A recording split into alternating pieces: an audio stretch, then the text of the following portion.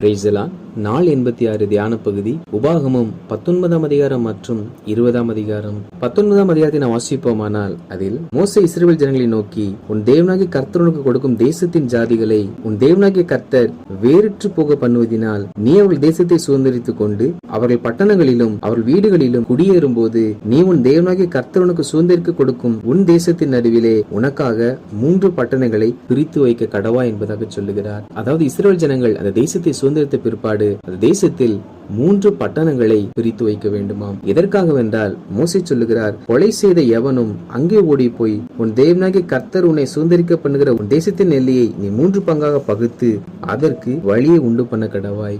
அதாவது கொலை செய்தவன் அந்த 3 பட்டணங்களில் சென்று தப்பித்துக் கொள்வதற்காக இந்த 3 பட்டணங்களை உண்டு பண்ண வேண்டுமாம். அப்படி என்றால் எல்லாரும் கொலை செய்து அந்த பட்டணத்தில் போய் தஞ்சமடைந்து விடுவார்கள் என்று நினைக்க தோன்றலாம். எப்படிப்பட்ட கொலை செய்தவன் இந்த அடைக்கல பட்டணத்திற்குள் செல்லலாம் என்றால், தான் முன்னே பகைத்திராமல் பிரிதொருவனை மனமறியாமல் கொன்றவன் தான். அதாவது ஒருவன் பிற மனிதனை பகைக்காமல் அவனை கொலை செய்ய வேண்டும் என்று நினைக்காமல் யதார்த்தமாய் ஏற்படுகிற ஒரு விபத்தின் மூலமாக கொலை நடைபெறும் என்றால், அப்படி தன் மனது அறியாமல் கொலை செய்கிறவன் தான் இந்த அடைக்கல பட்டணத்திற்குள் போய் பிரவேசிக்க வேண்டுமாம். அதற்கு சிறு உதாரணத்தையும் மோசே இதில் குறிப்பிடுகிறார். அதாவது ஒருவன் விறகு வெட்டு செல்லும் பொழுது அவன் தன் கோடரியை ஓங்கி மரத்தை வெட்டும் பொழுது இரும்பானது இந்த கோடரி கம்பை விட்டு விலகி அது ஒரு மனிதன் மேல் படுவதினால் அவன் மரிப்பான் என்றால், இவைகள் திட்டமிட்டு செய்யப்பட்ட கொலை அல்ல, இவைகள் ஒரு விபத்தாகும். இப்படி ஒரு மனிதன் பிறரை கொலை செய்வான் என்றால் இந்த அடைக்கல பட்டணத்தில் புகுந்து அவன் தன் ஆத்மாவை தப்பித்துக் கொள்ள வேண்டுமாம். எனவேதான் மோசே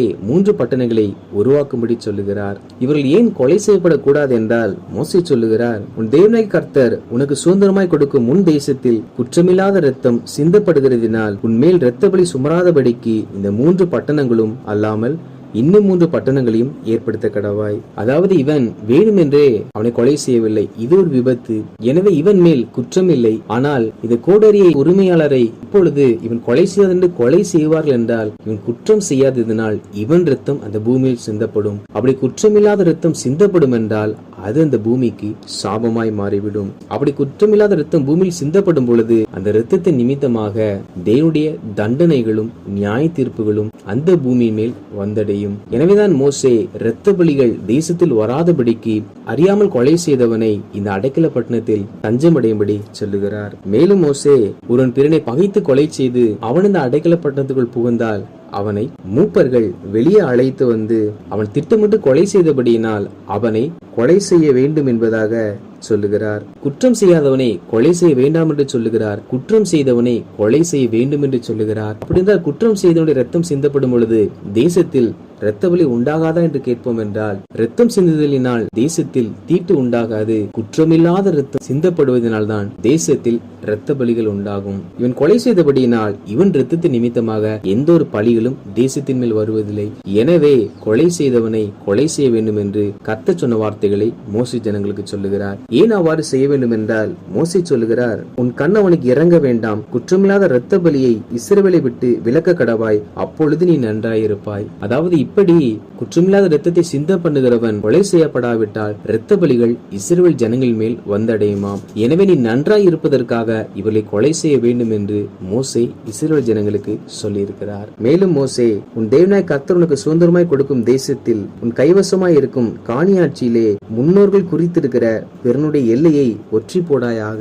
அதாவது பிறருடைய எல்லையை நாம் மாற்றக்கூடாதாம். காரணம் என்னவென்றால், அவைகள் இப்பொழுது சுதந்திரிக்கிறவருடைய முன்னோர்களுடைய பிரயாசங்களாம். எனவே அவருடைய பிரயாசத்திலிருந்து எது ஒன்றையும் அபகரித்துக் கொள்ளாதபடிக்கு பிறருடைய எல்லைகளை நாம் ஆக்கிரமிக்க கூடாது என்று கர்த்தர் கட்டளையிட்டிருக்கிறார். மேலும் மோசே, ஒருவன் இன்னொரு மனிதன் மேல் பொய் சாட்சி சொல்லுவான் என்றால் அப்பொழுது வழக்காடுகிற இருவரும் கர்த்தருடைய சந்நிதியில் ஆசாரியர்களுக்கும் நியாயாதிபதிகளுக்கும் முன்பாக வந்து நிற்க வேண்டுமாம். அப்பொழுது நியாயாதிபதி அவரை நன்றாய் விசாரித்து குற்றம் சுமத்தினவன் கள்ள சாட்சி சொல்லுவான் என்று நியமிக்கப்பட்டால் அவன் எந்த புகாரை அளித்தானோ அதன்படியே அவனுக்கு தண்டனை கொடுக்க வேண்டும் என்று மோசே சொல்லி இருக்கிறார். தேவ பிள்ளைகளாகிய நாம் ஒரு நாளும் பிறருக்கு விரோதமாய் பொய் சாட்சி சொல்லக்கூடாது.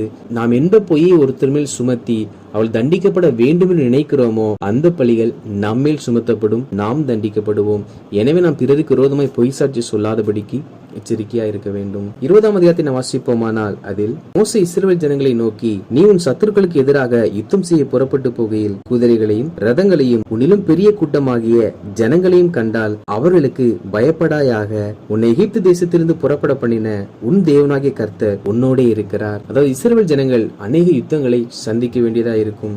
எனவே மோசே, நீங்கள் யுத்தத்திற்கு புறப்படும் பொழுது உங்களுக்கு எதிராய் வருகிறவர்கள் திரளான குதிரைகளையும் ரதங்களையும் அவருடைய எண்ணிக்கை உங்களை காட்டிலும் பெரியதா இருந்தாலும் நீங்கள் அவர்களுக்கு பயப்பட வேண்டாம். ஏனென்றால் எகிப்தில் நீங்கள் அடிமையா இருந்த பொழுது அந்த அடிமைத்தனத்திலிருந்து உங்களை விடுதலையாக்கின கர்த்தர் உங்களோட கூட இருக்கிறார் என்று மோசே இஸ்ரவேல் ஜனங்களை தைரியப்படுத்தி சொல்லப்படுகிற வார்த்தைகளை நம்மால் இதில் வாசிக்க முடியும். மேலும் மோசே, நீ யுத்தம் செய்ய தொடங்கும் போது ஆசாரியன் சேர்ந்து வந்து ஜனங்களோட பேசி, இஸ்ரவேலரே கேளுங்கள், இன்று உங்கள் சத்துருக்களுடனே யுத்தம் செய்ய போகிறீர்கள். உங்கள் இருதயம் துவள வேண்டாம். நீங்கள் அவர்களை பார்த்து பயப்படவும் கலங்கவும் தத்தளிக்கவும் வேண்டாம். உங்களுக்காக உங்கள் சத்துருக்களோட யுத்தம் பண்ணவும் உங்களை ரட்சிக்கவும் உங்களோடு கூட போகிறவர் உங்கள் தேவனாகிய கர்த்தர் என்று சொல்ல வேண்டும் என்று மோசே சொல்லுகிறார். அதாவது யுத்தத்திற்கு செல்லும் பொழுது ஆசாரியர்கள் தேவனுடைய வார்த்தைகளை ஜனங்களுக்கு அறிவித்து அவளை பலப்படுத்தி அனுப்ப வேண்டுமாம். ஒவ்வொரு நாளும் நமக்கு யுத்த கலங்களே, நம்முடைய வாழ்க்கையும் யுத்தத்திற்கு ஒப்பாகவே இருக்கிறது.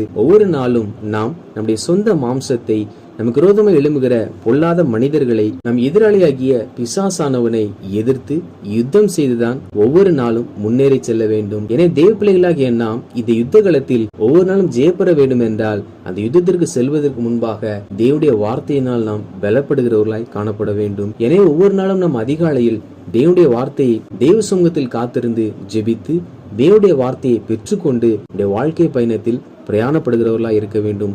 அப்படி பிரயாணப்படுவோம் என்றால் ஒவ்வொரு நாளும் நமக்கு எதிராக வருகிற எல்லா சூழ்நிலைகளிலும் நாம் ஜெயம் பெற்றவர்களாய் வாழ முடியும். மேலும் மோசே இஸ்ரவேல் ஜனத்தினுடைய அதிபதிகளை நோக்கி, அதிபதிகள் ஜனங்களில் புதிய வீட்டை கட்டி அதை பிரதிஷ்டை பண்ணாதிருக்கிறவனையும், திராட்சை தோட்டத்தை நாட்டி அதை அனுபவியாது இருக்கிறவனையும், ஒரு பெண்ணை தனக்கு நியமித்துக் கொண்டு அவளை விவாகம் பண்ணாதிருக்கிறவனையும் அவன் யுத்தத்திற்கு வராமல் தன் இல்லத்திற்கு திரும்பி போக வேண்டும் என்று சொல்லும்படி சொல்லுகிறார். காரணம், ஒருவேளை அவள் யுத்தத்தில் மறிப்பார்கள் என்றால் அவள் கட்டின வீட்டில் அவர்கள் வாசம் பண்ண முடியாது. அவள் கையின் பிரயாசத்தை அவர்களால் புசிக்க முடியாது. அவள் நியமித்த பெண்ணை விவாகம் பண்ண முடியாது.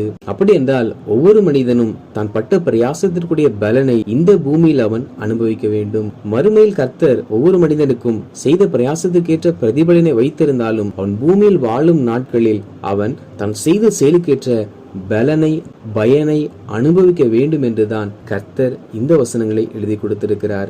தேவ பிள்ளைகளாகிய நாம் எதை விதைக்கிறோமோ அதை மறுமையில் தான் நாம் பெற்றுக்கொள்வோம் என்று நினைத்திராமல் பூமியிலும் கர்த்தர் நமக்கு நாம் விதைத்த பிரயாசப்பட்ட ஒவ்வொன்றிற்கும் பலனை தருவார் என்று தேவன் கொடுக்கிற பலனை நாம் அனுபவிக்கிறவர்களாய் காணப்பட வேண்டும். மேலும் அந்த ஜனத்தின் அதிபதிகள் ஜனங்களோட பயங்காளியும் திடனற்றவனாய் இருக்கிறவன் எவனோ அவன் தன் சகோதரன் இருதயத்தை தன் இருதயத்தை போல கரைந்து போக பண்ணாதபடிக்கு தன் வீட்டுக்கு திரும்பி போக கடவன் என்று சொல்ல வேண்டுமாம். அதாவது யுத்தத்திற்கு செல்லும் பொழுது அந்த யுத்த களத்தில் பயப்படுகிறவர்களும் திடன் இல்லாதவர்களும் இருப்பார்களாம். இவர்கள் தைரியமா இருக்கிறவர்களையும் திடமனதா இருக்கிறவர்களையும் கூட சோர்ந்து போக பண்ணி அவர்களையும் பயப்படவும் திடனற்று போகவும் செய்வார்களாம். எனவே இப்படி பயப்படுகிறவர்களும் திடனற்றவர்களும் யுத்தத்திற்கு வர வேண்டாம் என்று அதிபதி அறிவிக்க வேண்டுமாம். அப்படினால் தேவ பிள்ளைகளாகிய நாமும் கூட நம் வாழ்க்கை பிரயாணத்தில் நாம் பயப்படுகிறவர்களா இருப்போம் என்றால் நாம் வாழ்க்கையில் ஜெயத்தை பெறாமல் எல்லாவற்றிலும் தோல்வியடைவோம். நமக்குள் தேவன் மேல் ஒரு திட நம்பிக்கை இல்லாவிட்டால் அனைத்திலும் நடைபெறுகிற யுத்தத்தில் நாம் தோல்விகளை தான் சந்திப்போம். எனவே தேவ பிள்ளைகளாகிய நாம் பயப்படாமல் தைரியம் உள்ளவர்களாக திடனற்று இராமல் கர்த்தருக்குள் திடமனதாய் இருக்கிறவர்களாக காணப்பட வேண்டும். மேலும் மோசே கானான் தேசத்தில் இவர்கள் குடியேறும் பொழுது அங்க இருக்கிற எல்லா ஜனங்களையும் சங்காரம் பண்ண வேண்டும் என்று சொல்லுகிறார். ஏன் சங்காரம் பண்ண வேண்டும் என்றால் அவர்கள் தங்கள் தேவர்களுக்கு செய்கிற தங்களுடைய சகல அருவருப்புகளின்படியே நீங்களும் செய்ய உங்களுக்கு கற்றுக்கொடாமலும் நீங்கள் உங்கள் தேவனாகிய கர்த்தருக்கு விரோதமாய் பாவம் செய்யாமலும் இருக்கும்படி இப்படி செய்ய வேண்டும். அதாவது இவர்கள் கானானியர்களை அழிக்காமல் விட்டிருப்பார்கள் என்றால் கானானியர்கள் அவர்கள் தெய்வங்களை வணங்குவார்கள். அதை இஸ்ரவேல் ஜனங்கள் பார்க்கும் பொழுது அவர்கள் செய்த அருவருப்புகளை இவர்கள் கற்றுக்கொண்டு இவர்களும் கர்த்தருக்கு விரோதமாய் பாவம் செய்ய ஆரம்பிப்பார்களாம். வாசித்த இந்த அதிகாரங்களின்படி கர்த்தருடைய ஜனங்களாகிய நாம் பிறருக்குரிய எது ஒன்றையும் அபகரித்துக் கொள்ளாமல், யாருக்கும் விரோதமாய் பொய் சாட்சி சொல்லாமல், நமக்கு விரோதமாய் ஒரு பாளையம் எழும்பினாலும் கர்த்தர் நம்மோடு இருக்கிறார் என்பதை விசுவாசித்து நம் வாழ்க்கை பயணத்தில் ஒவ்வொரு நாளும் கர்த்தருடைய வார்த்தையை பெற்றுக்கொண்டு எதை கண்டும்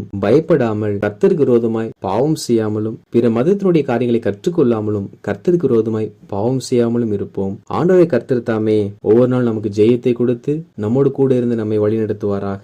ஆமேன்.